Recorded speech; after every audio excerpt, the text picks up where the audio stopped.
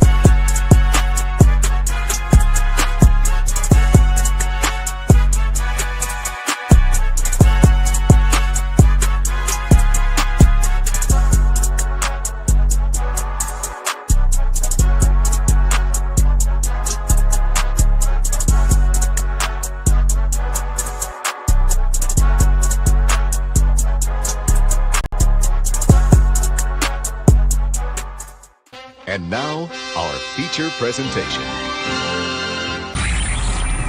You are watching a master at work. Go get some! Go get some! Well, how's it going, fellas? My name is Rafael Chacinas, no es el Capitán Rafucho, and welcome to another edition of the Combat Club, because right now we're opening a brand new season and a brand new episode, because tomorrow is going to be so much epic, which is the UFC in Paris. We have Nassourdine Mabo versus Caio Borralho, and to be honest right now, for the football fans, and I cannot believe that I just wanted to express this, because in Brazil, they just got Los Angeles Chargers versus Kansas City Chiefs, and guess what? The Chargers just win against the Chiefs, and right now it seems that it's a perfect week for football fans, but I'm very happy right now because not only we had the UFC Paris, but also the New York Giants is going to face against Washington Commanders, and for us, the Raiders, we're going to face against New England Patriots. So how are you feeling this today right now? And sorry about the technical issues that we got over here. Yeah, no, all good. Hopefully the fam's good, and everything's good and everything's going to be fine because we're going to talk about the fights. That being said, I almost forgot there was a fight card this week because I was so excited for the NFL. Absolutely, with the Chiefs losing, Chargers, absolutely, and with how good the Cowboys played last night as well. Excited to see what Sunday has in store for us. But we're here to talk about Saturday, fight night in Paris. Should be a fun one. And yeah, we're gonna break it down for you guys today. So can't wait to talk about the fights. Let's get it. All right, so we got the predictions coming up there for the main card, which is gonna be really excited.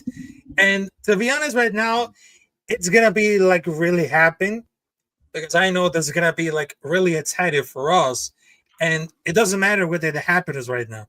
All right, so first and foremost, we got something that I was like getting really interesting right now. So it's gonna be like a giving away. So I know this is gonna be at the UFC main card, but I just wanted to check it out right now. All right, so first and foremost, we got for the main card, which is gonna really happen. They got the main event coming up there, Kyle O'Reilly versus Nasruddin Imavov.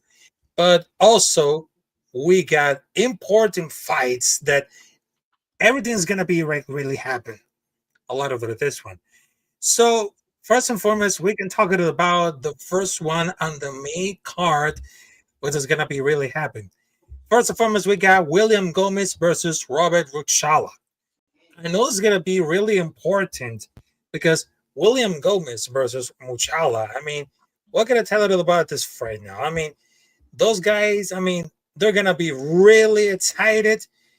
But I'm gonna tell you for right now, for this one, because there's gonna be like a classic construct of matchup and striking, because I know the Gomez is gonna be a raking tasking for the striker versus Ruchala, which is the efficient pressure who thrives in the standard wars. But I know it's gonna be the situation coming up there because it's gonna be like really classic. But it looks like he wants to be weighed at his best. Because remember, if you fight it enough, because remember if you saw William Gomez versus Joanderson Brito, because he just won fair and square. And I just wanted to tell you about it because he was so good if he had more power, because he was like deflecting against Heidi Schultz, but that was like a good fight. But I don't think it's gonna be like a really rock at this point. But this one, I mean, I'm gonna predict that this one because it's gonna be really exciting. Because give me William Gomez, because right now, I mean, it's gonna be really happen. Because it would be interesting. It's gonna be play out if they got to make it to the judges' scoreboards, and I really think that this one is gonna be really exciting because they have no favors about the debut matchup.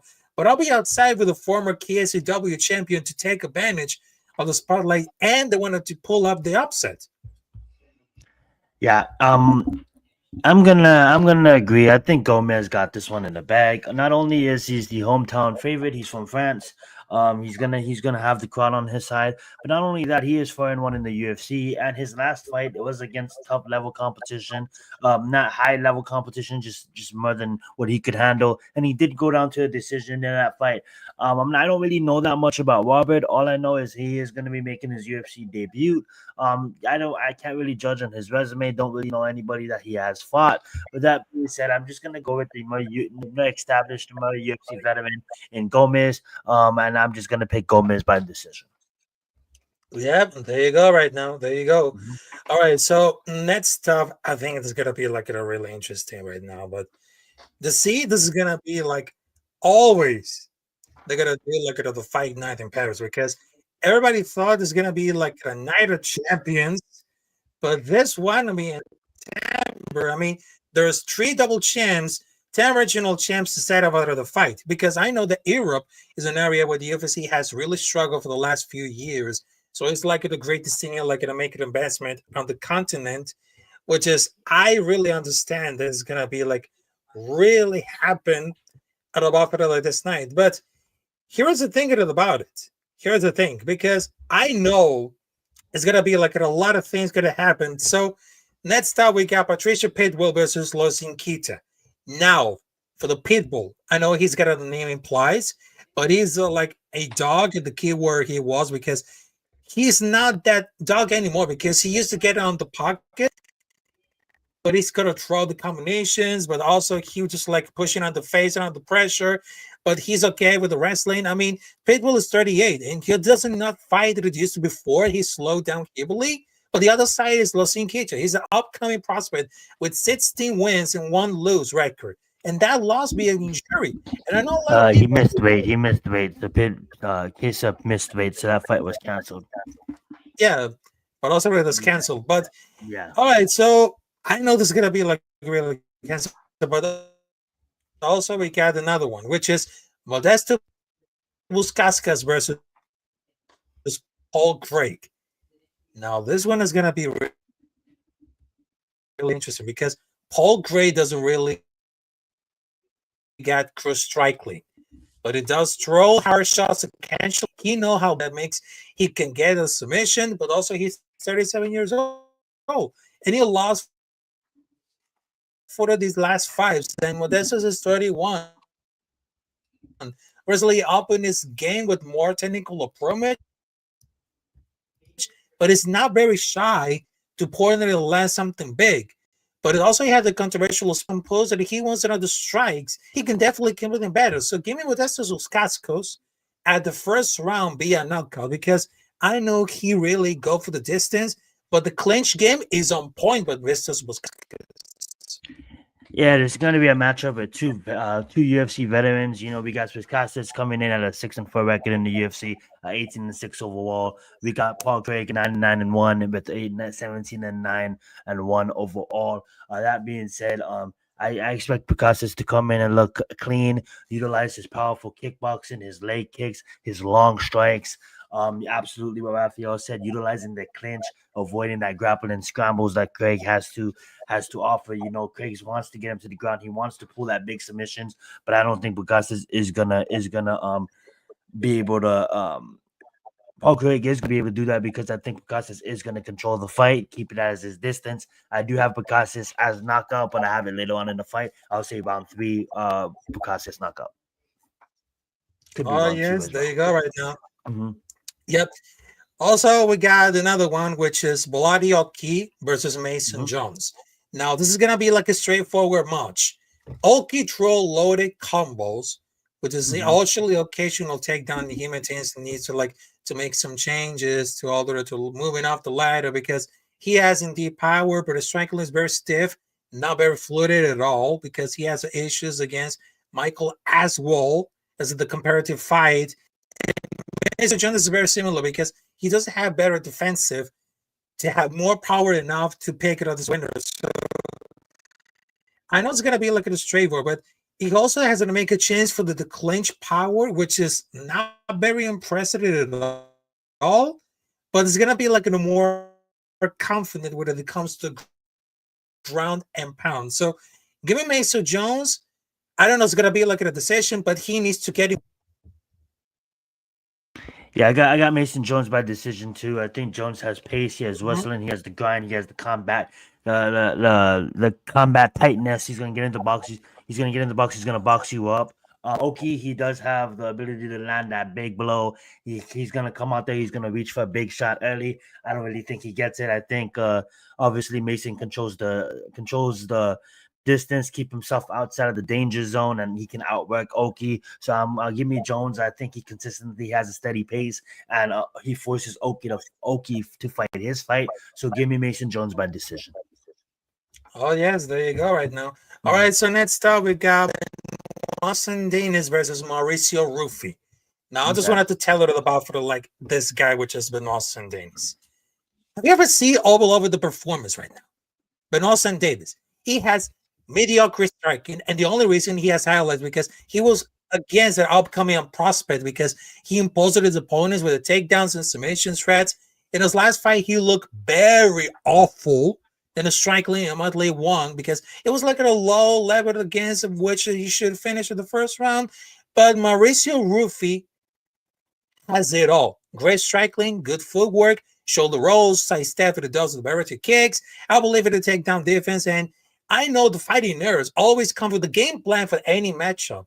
And I will tell if it is because he will stop with 2 takedowns during the combo, land hard and stalk Ben Austin Davis until he gets a knockout victory. So I propose that I just wanted to see Mauricio Ruffi a technical knockout victory because that's what the people say. Because I know the fighting nerds, it's eating alive the competition. Not only with Mauricio Ruffi, but also there's Caio Borralho, there's John Silva, also there's Carlos Prates. I mean, who actually can be the fighting nerds? No one. No one. Yeah, Fighting Nerds looks like the one of the best organizations right now when it comes to fighting teams. Obviously there's your AKA, there's American Top Teams, Alpha Males and stuff like that. But at the end of the day, when you talk about a fighting camp that just came up and just basically took the scene by storm these last recent years, it has been the Fighting Nerds, and we have two fighting and one in the main event. Speaking of Woofy, he's been one of the bigger ones that I love following his sport. Uh, Following throughout the sport. Saint Denis is probably going to try to utilize the clinch, press forward, utilize his grappling. Wolfie wants to just keep it standing, keep the distance, utilize his range, utilize his explosive counters, and then try to look to land that big kicks or that big spinning setups. I can see Wolfie utilizing his power and getting a knockout early in round one, early in round two, maybe late round one. We'll see how that goes. I just don't think that Saint Denis has the ability to stand with someone like Wolfie, and I just think that Wolfie's fight IQ is gonna get it done in this one. So I'm gonna take Wolfie, same like you did. I'm gonna take first or second round knockout. One thing I want to say before we move on to the main event, we have Axel Solsa versus Reese McGee. That fight got moved up to the main card. Exo, should I say? He's a French prospect making his debut in his big city. He's 10-0, 10-0 for a reason. McGee is riding a losing streak. He's 1-4 in the UFC, and I can expect this newcomer to go out there in his home town and probably get it done by decision. So for the first quarter of the night, that I believe replaces the Pitbull fight, I'm gonna pick the newcomer, that 10-0 Axel, to get it done, and then back over to you to the main event. Yep. Let's just talk about the main event, which is Nasruddin Imavov versus Caio Borralho. Now, I just wanted to tell you this fight is gonna be really good because Nasruddin Imavov is very good. He kept his composure when he got taken by Brendan Allen. They clearly, in his own work against Israel Adesanya, has shown improvements every fight he takes. And he has very good boxing and movement, takedown defense. Could be like a better boxer. And I believe it's going to be really enough for this fight because he's like one of the type of the fighter that it goes on. Because we had Caio Borralho, who's a good fighter, strikes well, pressures, and it can be gritty what he needs to do. I mean, my issue with if KO is that hittable, it gets too comfortable as he knows that able to take his damage, which I mean, but it's going to be okay, but it's certainly not good of the good long run. But the other thing is that Imavov has faced a better competition than Caio, Brendan Allen, Israel Adesanya, Buckley, better than Paul Gregg, Abus Magomento, Michael Agushu before switching to Fighting Nerds. And I think that they have the pressure that's changed. It will now Caio the pressure into the cage, and I hope it is going to be like really excited. But people already think that Imavov could take it against Caio Borralho, but don't forget that Caio Borralho is 4-0 against fighters born in former United Soviet region. So they're going to place the bets, but they might have not yet the choice. But things are really changed about the backup, and he certainly hit the fight. But they had to bring Lee to the ground the early rounds because Imavov had something to like, because he had to face it on with a liking cardio, but it probably would be difficult to keep it standing as long as the fight goes on. But I know that I cannot believe that the middleweight was turned into pretty good weight, but it's absolutely fire lately. So this is going to be like the proper with the number one contender fight. So I know it's going to happen, but giving us Nasruddin Imavov as a submission. But if Caio Borralho shocks them all, I mean, it's going to happen. It's going to happen. Yeah, I mean, like Nasruddin Imavov is coming off of a stoppage against Izzy. He has moments in there against Cannonier. Definitely, I believe he fought Brandon Allen too, if I'm not correct. He definitely looks like the much stronger, the more powerful, the more explosive fighter. He's gonna come in there with his fight IQ and try to mess Borralho, and he absolutely can land the shot that puts him out early. But I'm gonna go with Borralho to survive the early pace, survive the early barrage that Imavov is going to throw at him. He's going to mix in the strikes and the takedowns and excellent cardio control in a 5-round fight. I think he's going to navigate it better. He's going to navigate the distance better, and I think Borralho, believe it or not, has the better IQ in this level of fighting up from both fighters up until this point. I think Borralho, he's gonna overcome the pressure of Imavao and then put on pressure in the championships round and takes the fight over. So it may look like Imavao is winning the fights, and then Koro Borawa is just gonna flip the switch and he's gonna escape it, probably steal some later rounds, and then steal it by decision. So unless it's gonna be a flash knockout, I'm gonna have the fighting nerd Borawa winning by decision. Oh yes, this is gonna happen right now. Absolutely. But also, I just wanted to tell you because I understand that Kyle Borralio can do like anything else, and I know there's gonna be like the takeover of the fighting nerds. But I know that before that because they want to add the UFC 317, but it didn't make it happen. So I know this is gonna be like a really excited to see how it's gonna be to really happen, to see what's gonna happen. I mean, everybody's gonna be hyped up right now because there's like a serious chance. There's like a serious chance to get involved in like this one. But I understand that any fight is gonna be like elite because whole both are defensively masterful and offensively tactical, but giving like a very experience of what that fight means to get out like the division. Because I see with like the finish early through the wild clash is gonna be like a competitive back and forth.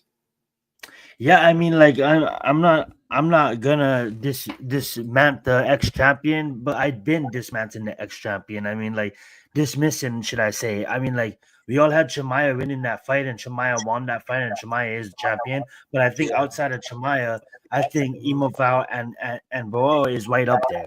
I believe they're maybe not at his level yet, but that's why they're fighting, and the winner's gonna get there. Maybe there's Fluffy, maybe there's a DTR, but I think it's these guys. I think one of these guys will probably get the next shot at the championship. We have a Boao that is 7-0 in the organization. We have Imavao that's 8-2 in the organization, and I think both of these guys on any given Saturday night could beat Duplessis, and I truly believe that if Duplessis was to fight Koro right now, or Duplessis was to fight Imavao right now, there'll be some people, including myself, that'll be taking both of these fighters over the ex-champion. Yeah. Now, when it comes to Chimaev, that's a whole different conversation. And when it comes to the two other fighters, we'll talk about Fluffy and we'll talk about DTR when that time comes. But it's not that time right now. I believe it's one of these guys' times to go out there and make a statement. The world's predicting it to go to most of the world is predicting it to go to a decision. One of these guys need to come out here and make a statement. Don't let it go past the second round. Don't even let it go. If it does go past the second round, don't let it go in the championships rounds because you have a title shot on the table. And if Boho can go out there and get this victory, there's nothing that you can deny 8-0 fighter in the organization that basically dismantled everybody that he got in the cage with. And you can say same can be said about Imavao. So these guys hopefully take advantage of this important opportunity. And sometimes it's entertainment, right? It's fighting. It's not a sport in a sense. People are gonna kill each other, but at the end of the day, it's entertainment. So the more entertaining fight the more entertainment fighter will get the title shot. And that being said, I don't want to hog the mic too long. I just believe that these guys have a better shot of finishing the fight than Fluffy and Ritter that we have coming up. The Ritter and Fluffy, I could see that being drag it on, exchanging of grapplings, exchanging of submissions, trying to go for the knockout type of thing because they're both kind of even when it comes there, but that's a fight for another day. Like I said, I'm really excited, and one of these guys better take the opportunity and end the fight so they can make a statement at the title shot. Back out of I mean, exactly. Yep, exactly. All right, so the next topic, because I know it's gonna be like really excited about this one. So we just saw about the possibility to see Alex Pereira to the heavyweight division, because I understand because months ago he was currently weighed at 242 pounds or like 101 kg, which is like I wonder if it's gonna be like a teasing like a heavyweight bout, but during the fight he's weighed a lot because really like the talent pool of the light heavyweight compared to heavyweight, he has a fairly decent chance to win some of the against top 15 guys. But in my reaction right now, because I know the current champion is Tom Espinal, but I don't think it's gonna be the weight that's gonna beat against Tom Espinal. But I know that he has all around the skills, like the ground and pound, submission, Brazilian Jiu-Jitsu. I mean, that could destroy it a lot because it should be a phase against Tom Espinal because the people want to see it. Because how the struggle against like Magomed Ankalaev clinching and takedown because they have no problem being on the ground because it was be like really conventional. This is like the first round because this is like the MMA and it really happens today. But I really think that if Alex Pereira could move at the heavyweight division, that should be like really enough because we've been seeing like a lot of different fighters like Derek Lewis, but also there is Cyril Gain. So I would love to see that, but also with the people say that, oh, it's not going to be really possible. But I understand that people really change because I know that he wants to be ready for another division. And I know that light heavyweight became like one of this largest bout that I just saw everything. But I know that currently it's going to be weighted enough, but this one is going to be really different because he's a well-rounded fighter and he can take all over for the heavyweight division, whatever it takes or not. I mean, I don't know how I feel about this. I want to see him fight against his championship fight that he has on his horizon at UFC 221 321 before Ankalaev before I make my choice here. I just feel that at 38, I mean, like, I just think that you should be. I don't know, man. I don't want to tell him what to do, but I just kind of wish that he got into the sport a little bit earlier. And I think he accomplished everything that he had his heart. He's a two-time division champion. I mean, like, were you trying to chase Ilya? Are you trying to be the first one to go 3 times? I don't think you do that because guess what? Tom Aspinall, you're not getting past Tom Aspinall. And there's a few heavyweights at the top of that division that could take you to the ground and do easy work with you. So yeah, you may put on the extra pounds. Yeah, you're outstanding. Your power is the last one to fade. But at the end of the day, like, you're 38 years old. That's a choice that to make because you don't want to cut weight. You want to just fight. I get that. So DC did it later on in his career.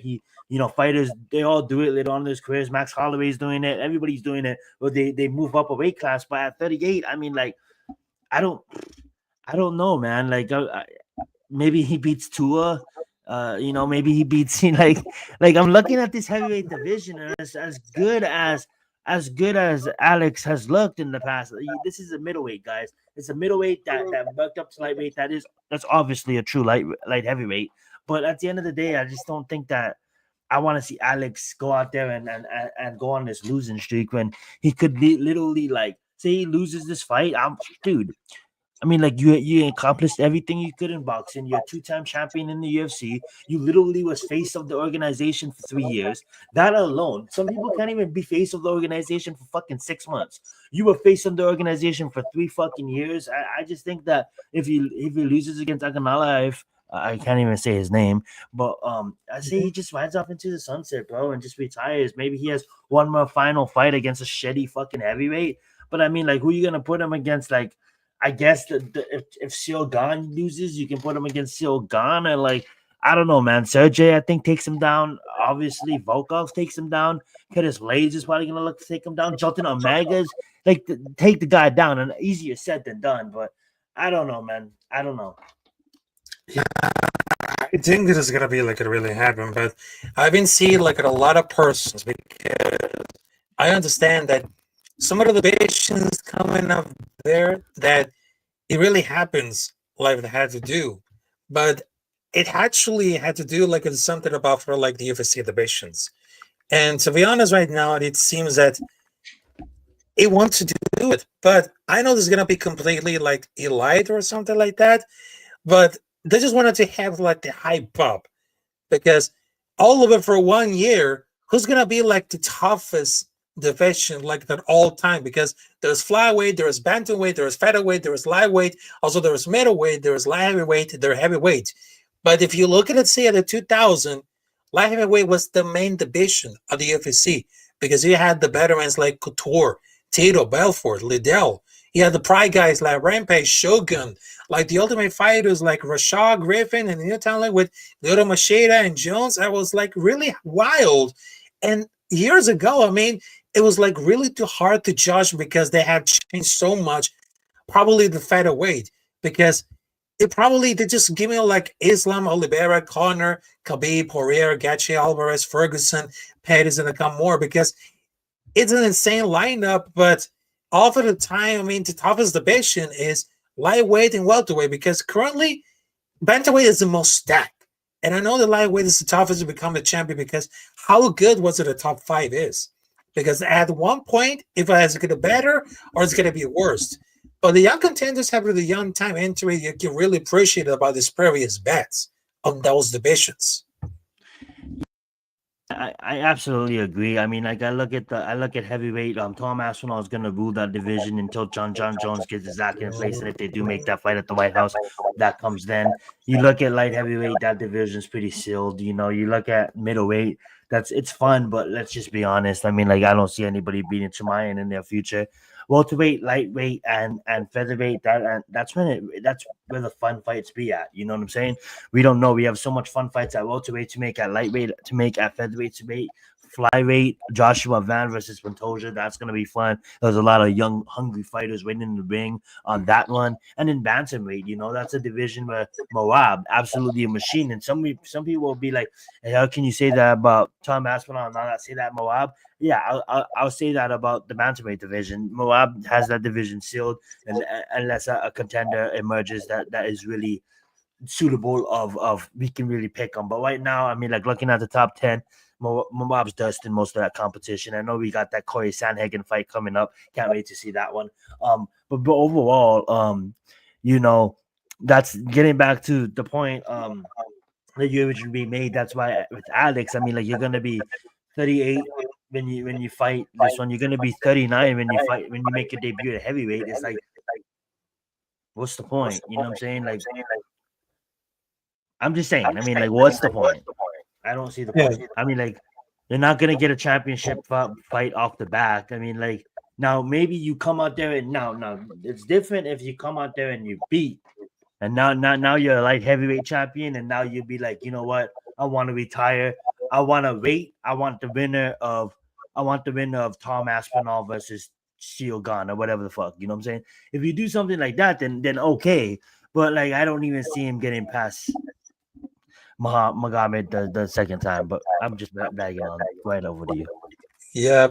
Also for the last thoughts, because I know that some of the divisions are really stacked, but of course they had to be careful because there are some well-rounded fighters who know about the Brazilian Jiu-Jitsu, but also they had to be careful about the kickboxing and the wrestling because I know that some of the divisions are really stacked, but some of them they had to really improve.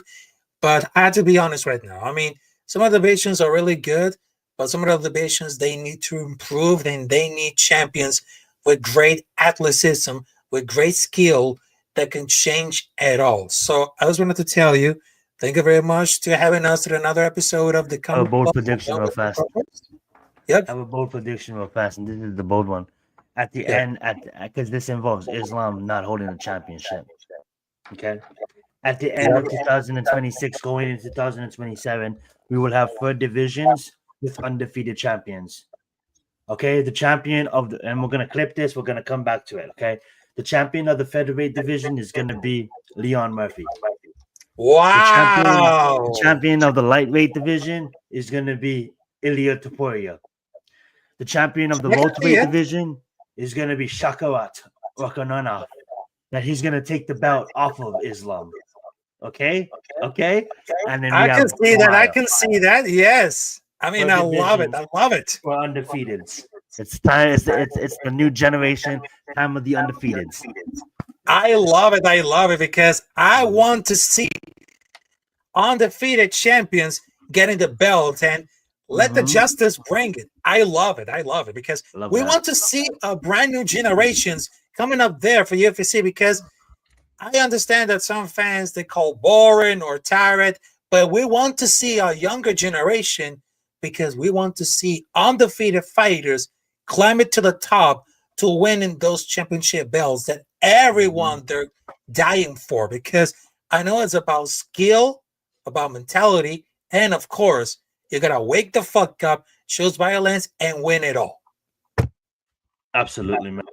Yo, guys, enjoy your college football Saturday and your NFL Sunday, and we'll be back next week. Go right ahead, Raphael. Let's end this one out. We're getting back for the next week, and I know it's going to be really excited right now. So thank you very much for joining us in another episode of the Combat Club with my co-host, Zion Zenith, and this right here, Capitán Rafucho. So I just wanted to tell you, happy Sunday, happy Saturday, because I hope they enjoy it for the college football and the NFL football, because I know that football is back. Because I know September, we can all feel in it. We can all feel in it right now. So thank you very much. And I hope you see you there on the next episode of the Combat Club. So see you there, folks, and let's get it. All right, and